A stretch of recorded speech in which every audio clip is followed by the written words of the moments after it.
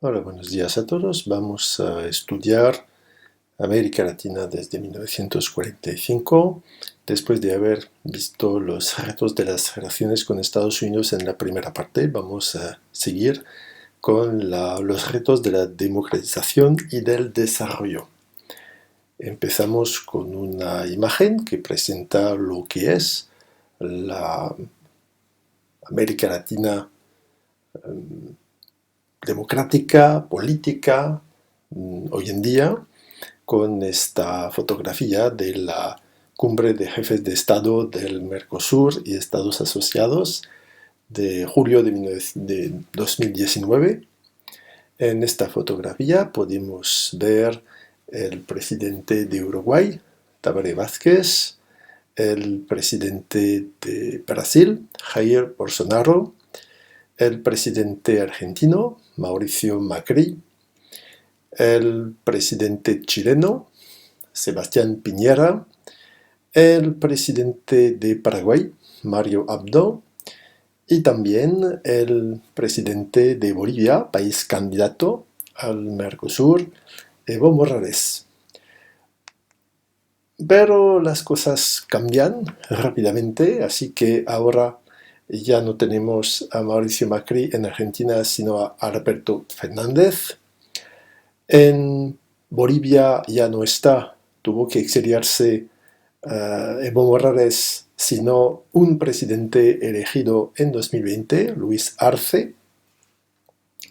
En Uruguay ahora está Luis Alberto Lacalle Pou desde 2020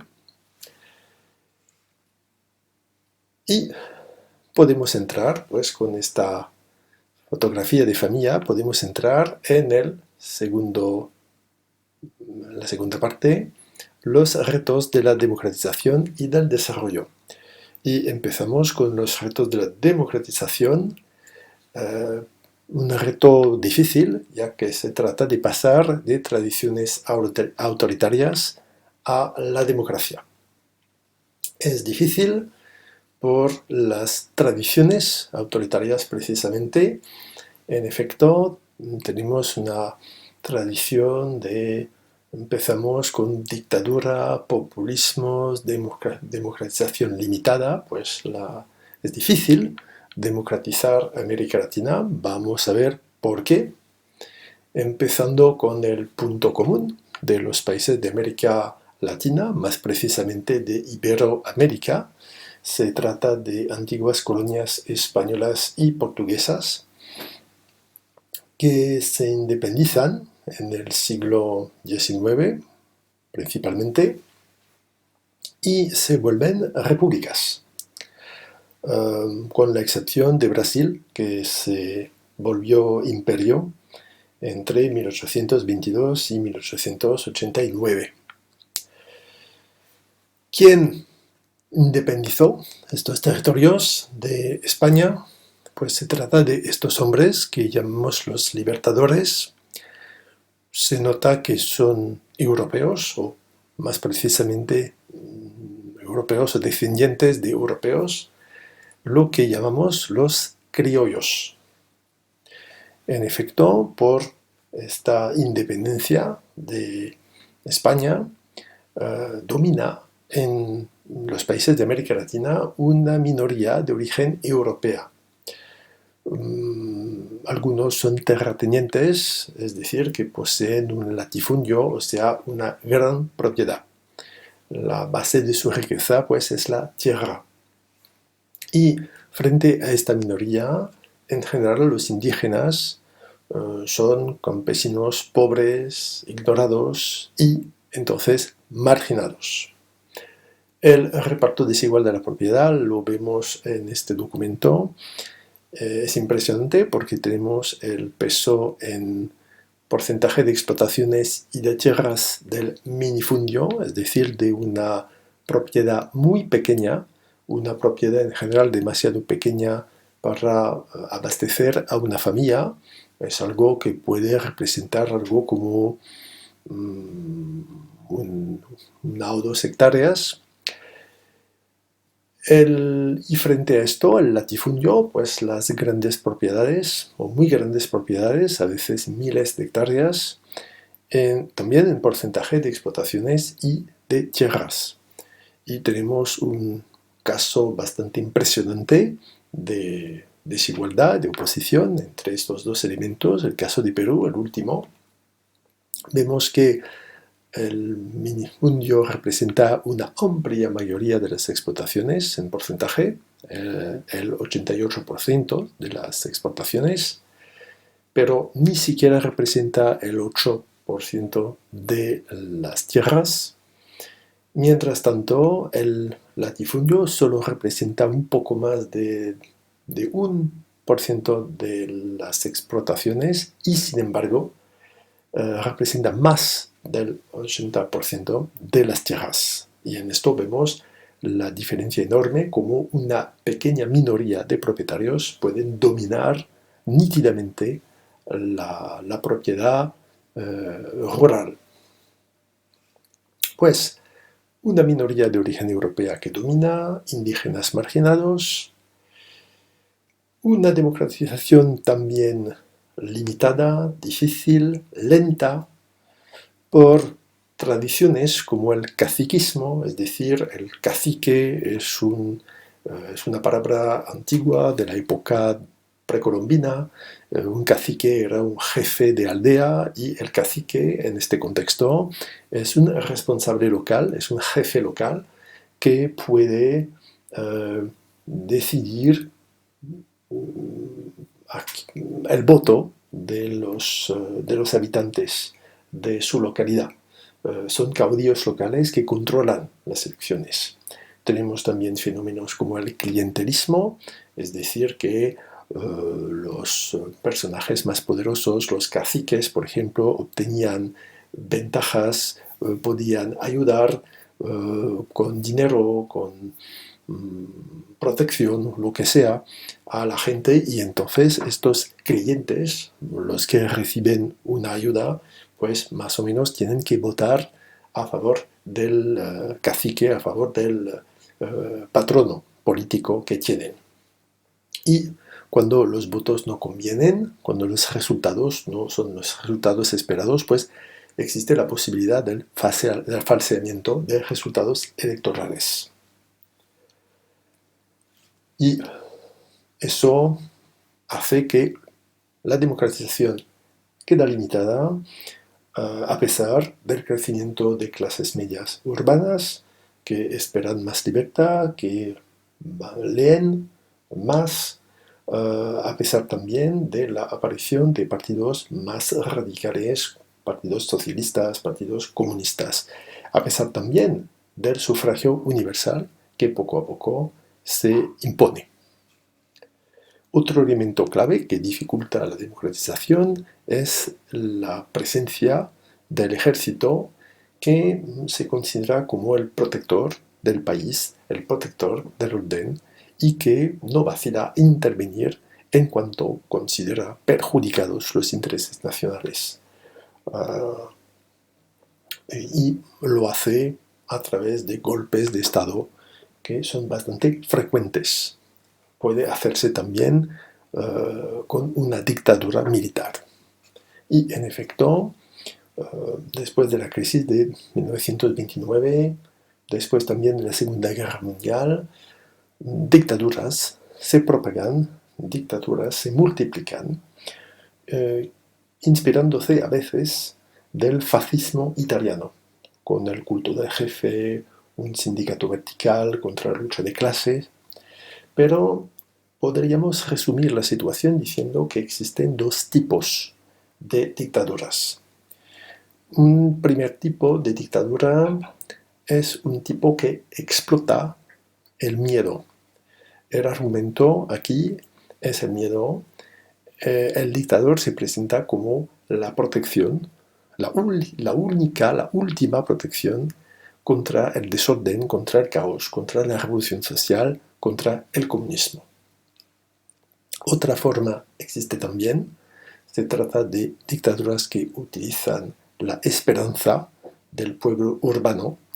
Se trata de dictadores que dan a esperar una vida mejor, una vida más segura, protegida, en un país independiente de grandes potencias extranjeras. Este segundo tipo de dictaduras es lo que llamamos el populismo. Pero cuidado, el populismo es una palabra que utilizamos de forma general, es una palabra que podemos utilizar en Europa hoy en día para designar la política de partidos que presentan soluciones simples, sencillas, frente a problemas complejos, partidos que dicen a los electores lo que quieren oír. En América Latina es algo más preciso. El populismo en este contexto es una política que reúne en un mismo discurso la idea del caudillo salvador y protector, con un programa que, sin dañar los intereses de las élites económicas, concretamente significa que no evocan reforma agraria, incorpora reformas sociales. Es un discurso muy movilizador para los más pobres, tiene mucho éxito entre los más pobres, y es un discurso que reúne nacionalismo y reformismo. Para hacerse una idea un poco más precisa y concreta de lo que es, vamos a tomar dos ejemplos. Vamos a empezar con un ejemplo en Brasil, y con el caso de Getúlio Vargas. Getúlio Vargas que dio un golpe de Estado y por eso llegó al poder. Y Getúlio Vargas tiene un discurso con dos aspectos, con dos caras en su discurso. Por un lado, autoritarismo y nacionalismo, por otro, reformismo. Concretamente, ¿qué dice? Bueno, denuncia el papel, la influencia de los ingleses y de los estadounidenses. Es el aspecto nacionalista. Pero denuncia también el peligro comunista, peligro que es un peligro exterior. Además, el aspecto autoritario aparece muy bien, ya que se prohíben los sindicatos y los partidos políticos. Bueno, su dimensión de extrema derecha aparece también con el establecimiento de gremios, de corporaciones, como en Italia fascista. Corporaciones que son organizaciones profesionales que sustituyen los sindicatos, que reúnen a empleados y a empresarios. El objetivo es luchar contra la lucha de clase. Otro aspecto de su discurso habla de industrialización, de modernización económica entonces. Habla también de reformas sociales, limita el tiempo de trabajo, otorga vacaciones pagadas, la seguridad social. ¿Una reforma agraria? Bueno, claro que no, ya que, otra vez, la reforma agraria no interesa a los partidarios de Getúlio Vargas, que están en la ciudad, y además Vargas no quiere problemas con los terratenientes porque son muy poderosos, y podría tener problemas y a lo mejor perder el poder. Esto es el ejemplo brasileño. Otro ejemplo, muy interesante también, el ejemplo argentino de Juan Domingo Perón. Juan Domingo Perón, que fue presidente de Argentina entre 1946 y 1955. Lo vemos aquí, en esta fotografía, con su esposa María Eva Duarte de Perón, conocida como Evita. Para resumir la posición de Juan Perón, podemos decir que primero participó en un golpe de Estado militar en 1943. En efecto, es un militar que admira a la Italia fascista, que se formó en la Italia fascista, pero es también alguien que se hizo popular como secretario de Trabajo por una política social. Otorgar la jornada laboral de 8 horas, aumentos de sueldo, seguros sociales. Pero prohíbe los sindicatos en favor de un sindicato oficial de corte fascista, pues siguiendo el modelo fascista, que se llama la CGT. En el mismo tiempo promete una independencia política y económica frente a Estados Unidos. Se vuelve presidente en 1946 y recibe una ayuda muy preciada por su mujer, llamada Evita, que cuida de los más pobres, que llama los descamisados. Y la pareja se vuelve muy, muy popular. Una pareja que ilustra entonces muy bien un populismo que se llama en Argentina el peronismo o también el justicialismo. Lo que pasó es que al final Perón perdió el poder, murió Eva Perón, que era una de sus bazas principales.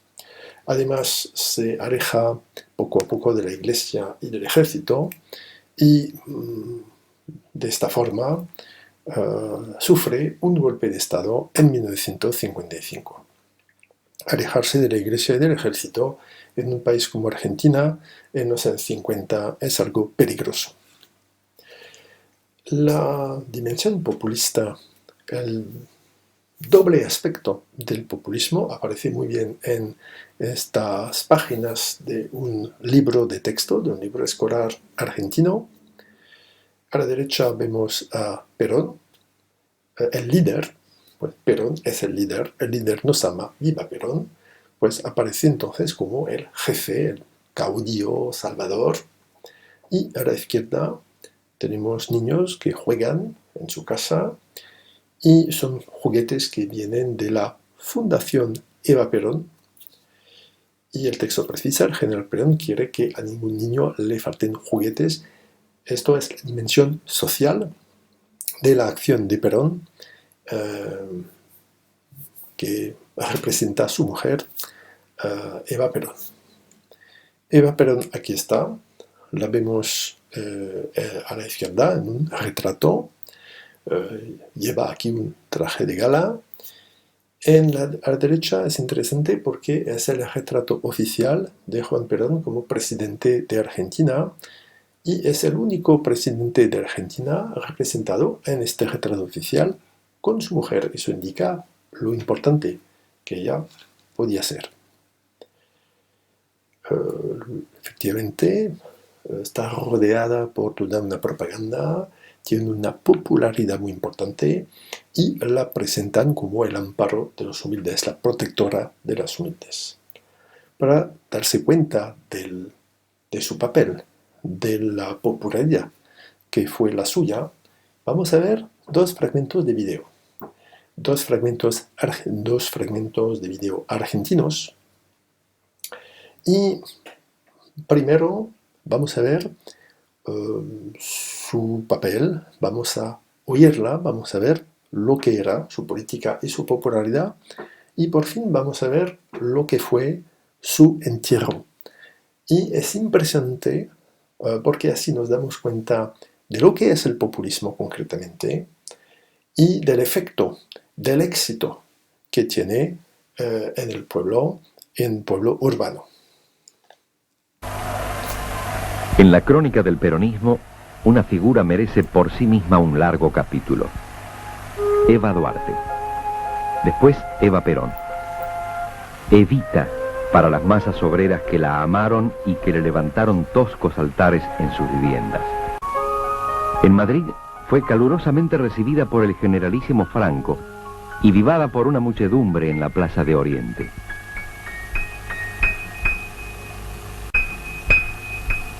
Después pasó a Italia, donde la recibieron el primer ministro, el presidente de la República y el Papa Pío XII. En Francia y en Suiza debió soportar algunas muestras de hostilidad. A su vuelta, fue recibida en triunfo por su esposo.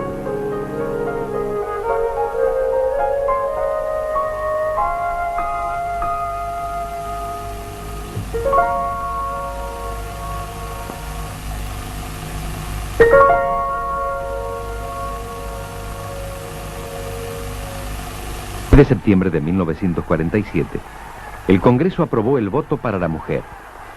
Y bajo la gravitación cada vez mayor de la incansable Evita, empezó a organizarse el Partido Peronista Femenino, que sería otra rama del partido en el poder. Había que ver cómo esa mujer joven y hermosa, afecta a las pieles, las joyas y los modelos de alta costura, se transformaba en la incondicional colaboradora de los humildes, ahora con su rodete y su trajecito sastre. Fue ella la que creó la Fundación Eva Perón, un organismo de dinámica presencia en el campo social. Aunque la mayoría de sus fondos provenían de descuentos compulsivos de los sueldos, lo obtenido se volcó en obras importantes. Se construyeron barrios obreros, grandes policlínicos y hospitales, y cómodas colonias de vacaciones. Se levantó la ciudad infantil para niños necesitados. La fundación inauguró también hogares de tránsito para mujeres con problemas sociales, además de jardines de infantes y hogares escuelas. Evita llegó a ser, para grandes sectores populares, casi una santa. Pero en la base de esa adoración había siempre un motivo concreto: el crédito para una vivienda, una jubilación, la ayuda a un inválido o a una madre soltera.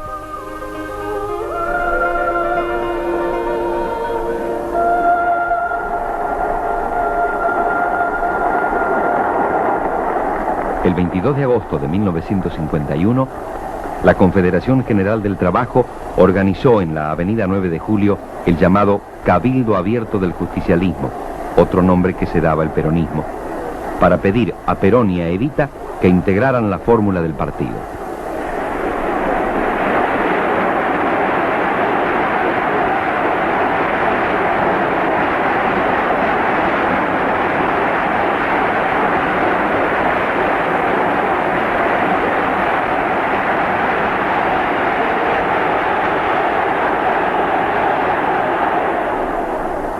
Al final del imponente acto, Evita concedió. Compañeros, yo les pido a los compañeros de la Confederación General del Trabajo, a los descansados aquí presentes y que me escuchan, que ante esta decisión, en que yo tenía tomada otra posición, y que yo voy a hacer al final lo que diga el pueblo. En realidad, la esposa del presidente estaba enferma de cáncer desde hacía más de un año, aunque no quería admitir la gravedad de su estado. El 31 de agosto habló por radio y anunció que no podría aceptar el honor que le había sido conferido. El 28 de septiembre del mismo año, se registró un levantamiento armado contra Perón. Lo encabezó el general Benjamín Menéndez, que salió de Campo de Mayo al mando de 3 tanques y un par de centenares de hombres. La tentativa fue rápidamente sofocada.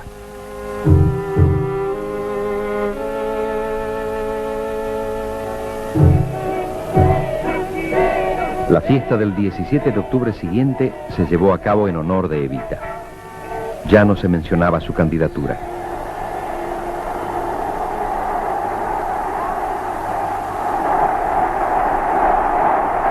Como jefe de este movimiento peronista, yo hago público mi gratitud y mi profundo agradecimiento a esa mujer incomparable de todas las horas.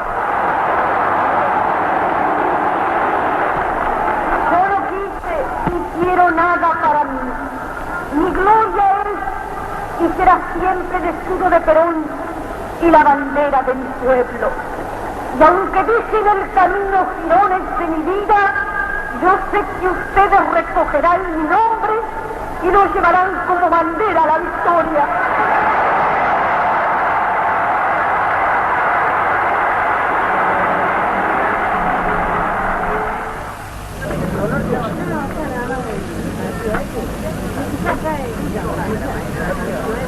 El 11 de noviembre se realizaron las elecciones nacionales.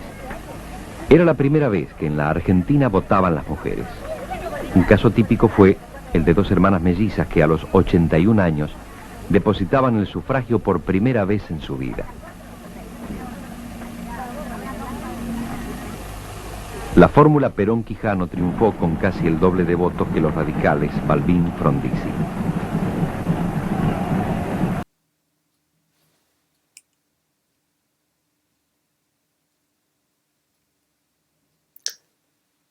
Y llegó el momento triste.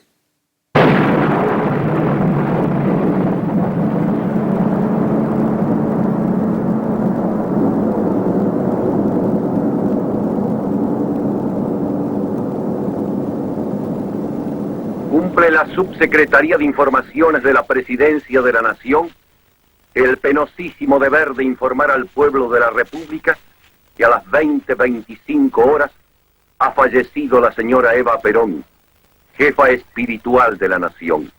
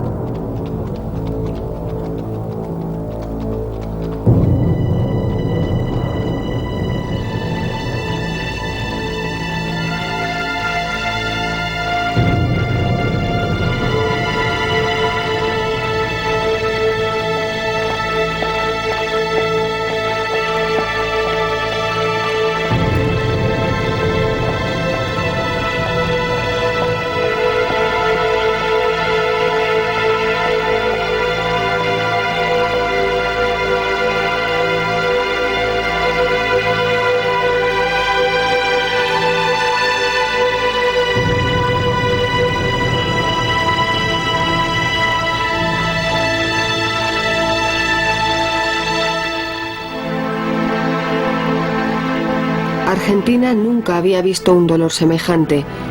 El cuerpo preservado fue velado durante 16 días bajo una lluvia fría y persistente.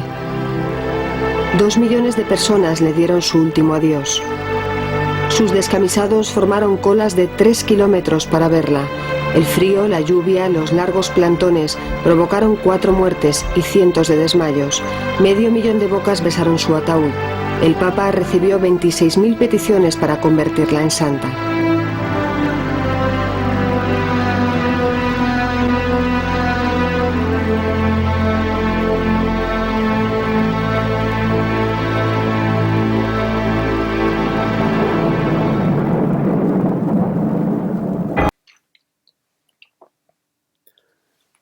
Bueno, eso permite darse cuenta de lo eficaz que puede ser esta forma de política populista. La popularidad de Eva Perón es enorme. Esta mujer era una de las bazas mayores del general Perón. Y con este ejemplo acabamos. Vamos a ver un último documento interesante que muestra hasta qué punto puede llegar el culto de la personalidad. Otra vez estamos frente a una página del libro escolar argentino de la época de Perón, y no sé si habréis notado algo raro en los nombres de provincias, pero hay algo interesante. Aquí en el norte y también aquí en el sur. Una provincia llamada Perón y otra llamada Eva Perón. Con este último elemento acabamos. La próxima vez hablaremos de la lucha en el continente entre dictaduras militares y movimientos revolucionarios. Se acabó la misa por hoy. Gracias.